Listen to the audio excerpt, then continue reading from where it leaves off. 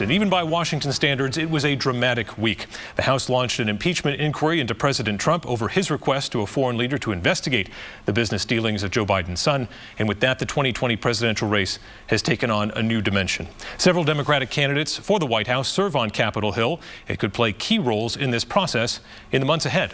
One of them is Cory Booker, who joins us this morning for Close-Up. Senator? It's always good to be with you. Thanks for being here. Last week at the Politics and Eggs. Yeah, a lot of fun. Yes. So we've seen the notes of the transcript of the call. We've now seen the whistleblower's complaint.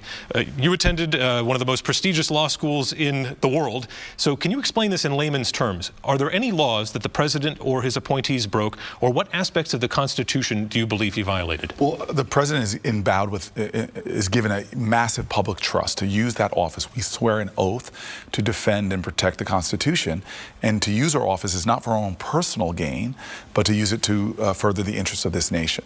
And this seems to be clearly a case where you had a president of the United States who, at a time that one of our allies, Ukraine, is under attack. I've been to eastern Ukraine, met with their military leaders, and heard the sadness of the sophistication of the Russian attacks and the deaths of their fellow soldiers. And so we decided in a bipartisan manner to give them resources to defend themselves against Russian aggression, which we're seeing in our country in a cyber way. And so what did our president do? Did he pursue our interests? Did he implement that aid? No, he used his leverage to try to get that that Ukrainian leader to do his political bidding, and for a very narrow way. So this wasn't him pursuing national security interests, our economic interests. This is him violating the congressional intent, violating the oath of office to try to advance his political agenda. Republicans, some of them are at least saying this is nothing. The Democrats are overreaching yet again for a president that they hate. Why are they wrong? Well, again, first of all, it's not all Republicans. I have colleagues of mine in the Senate who are treating this in a sobered manner. This is actually a very sad time for America when you see someone that has this kind of cloud hanging over them, that they did something that's such a betrayal. So I think that we are at the beginning of this. There is a lot more to come out. That whistleblower report names a lot of other individuals who should testify for Congress. Let's not be partisans right now. Let's be patriots, and let's be sobered. I don't care if you're a Democrat and gleeful to see Donald Trump in trouble. That's not the spirit we need. We need to follow the evidence where it goes. And as the picture develops, remember, when Nixon's allegations came out, Republicans fell into pretty strong partisan ranks, but as the evidence came out and more people saw a clear picture of a betrayal of his oath, more and more Republicans defected, and he resigned before he was impeached. Those partisan trench works are much deeper in the modern era, though. I get your point. You're saying politics should be kept out of this, but this is all happening in a political context of the 2020 election, of which you are a big-time participant. So if the end goal is to unseat Donald Trump or ensure that he's not the president in 2021, do you think it's taking a risk politically to move forward in this direction of impeachment? Well, I just say in this area, in my heart, it's segmented, and politics be damned. Because I stood on the Senate floor and swore an oath to uphold and defend the Constitution. I can't filter this through what's a political advantage or not. I've got to deal with this objective of that. And even if it means doing things that politically might have risk to it, like impeaching him, I should stand with the Constitution, because the long shadow of history, the eyes of history are going to look back on this moment. When we were in a constitutional crisis, what did you do? We look back at the Nixon Republicans who stood up for the right thing now and look at them with honor and respect. We are all Americans before we were a party. We've gotten to a too tribalistic point at this nation. Let's stop and begin to do what's in the best interest of our nation. As a guy on the Foreign Relations Committee that travels around the globe to see how the Russians are doing more and more to undermine Western democracy, this deals with that. And we need to do what's right to protect our nation, stand up with our allies, and defend ourselves. If the president has betrayed that, he should be held accountable no matter what the politics. You set up a fundraising deadline for yourself, $1.7 million by September 30th, or you said you might have to leave the race. Now, to this point, essentially, you've done everything you can in New Hampshire. You've built the organization. You've brought on a lot of endorsements. You gave a rousing speech at the state party convention that generated a lot of buzz. So you're doing everything, essentially like that football team. You're running the ball and running the ball and running the ball, and you're starting to see some progress maybe in the third quarter. This fundraising pitch feels a little bit like a Hail Mary. Is there desperation here? Well, it's not desperation. As a guy who's actually caught some Hail Marys in my day and won some football games, it's just a truth telling that, hey, it is, we have a long way to go and we don't have the resources to get all the way there. We've built a campaign to win. We lead in New Hampshire in endorsements from state legislators, local leaders. We've built an incredible team here that's got a lot of objective respect for what we're doing, how we're investing in the Granite State. But we didn't have the money to grow our campaign in the fourth quarter, and we really need those resources. So look, midnight Monday, tomorrow night, we will make a decision. Did we hit our goal? And so we're just asking people, and the response has been overwhelming. All over this country, every single state, people have said, you know what, I still want your voice in this race. I don't want to see you have to exit. So people, I hope they'll go to CoryBooker.com, give $3, keep me in this fight, because if I have the resources, we're going to use them and invest them here to build out our campaign, get our message out, and I believe get the spirit out of our country, that our party can't be about what we're against. It's got to be about what we're for. Our party needs to be able to unite all Democrats and unite this nation, because the goal isn't to beat Republicans. The goal is to unite Americans to get big things done. That's the spirit I'm going to bring, and I hope if people want that voice, that they'll give a few dollars to help me stay in it. You mentioned some of the endorsements that you're leading there.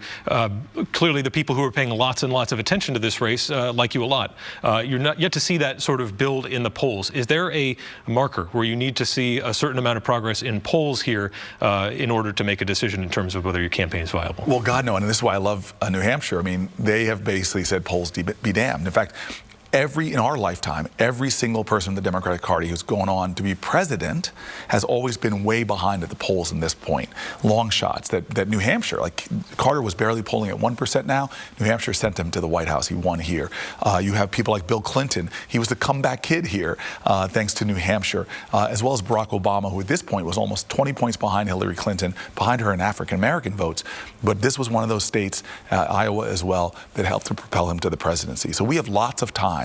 I need to stay in it. I need to keep fighting, and I hope people will help me get the resources to do that. Can you guarantee people are going to be able to vote for you here in the First of the Nation primary? I can guarantee that if we meet this goal, we're going to be a long way there, but I need your help to do it.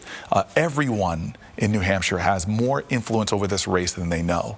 And by not just saying I'm going to vote for this person, but being willing to give $3, and even if you're not all in for one person, keep the candidates in this, because we're competing, guys like me who are new on the national scene, against people who have 100% name recognition, like Joe Biden or Bernie Sanders, and they're going to get a lot more resources than us. We are going to run a scrappy campaign, doing more with less than they are, but we need your help. And so if you believe in me or believe that I should at least stay in this, I hope you'll be a part of our campaign in some way, especially going to CoryBooker.com. Medicare for All has taken some hits lately, some skepticism. People have asked, how are you going to pay for all of this? You've kind of taken a modified position saying you want to get to Medicare for All, but you're open to a public option and building along the way. But how do you get to Medicare for All when so many of your Senate colleagues, Democrats, say they don't support it? Well, that's why I'm a fierce pragmatist. I'm not going to put all my eggs in one basket. I'm going to make sure that every day that I am president, I'm going to bring down your prescription drug costs, your health care costs, and I'm going to get us to more and more people having the goal that I want, really, is that health care is a right and everybody has coverage. And so, yeah, there are steps there. Day one, I'm taking actions to lower prescription drug costs. Day one, I'm going to start saying, okay, do we have the votes to do something big and bold, or should the first thing we do be a common sense public option? We were one vote away from lowering Medicare eligibility to 55. That would have actually lowered the costs in private pools by pulling older citizens into the public option and lowering the costs. So there's so many things I can do from day one that are going to make Granite Staters' lives better, but that's my mission. When I was mayor of the city of Newark, I would never sacrifice progress on the altar of purity. We need people who want progress now. They don't have time to wait for my ideal. And so, yeah, my ideal, every American as a right has health care.